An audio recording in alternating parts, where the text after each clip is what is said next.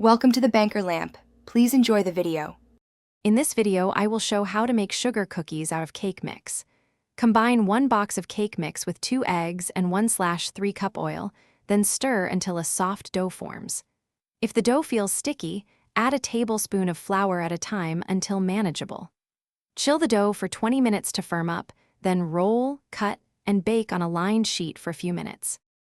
Start by measuring your cake mix and wet ingredients on a scale, or with clear cups to get consistent results. Use oil for tender cookies and swap half the oil for melted butter for extra flavor.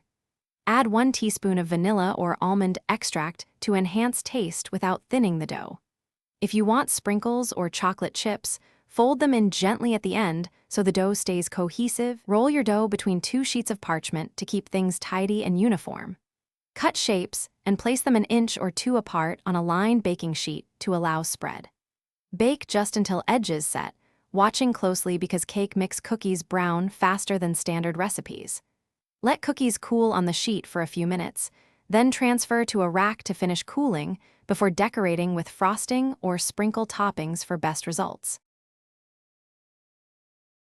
Thanks for watching. If this was helpful, leave a like and consider subscribing. See you next time.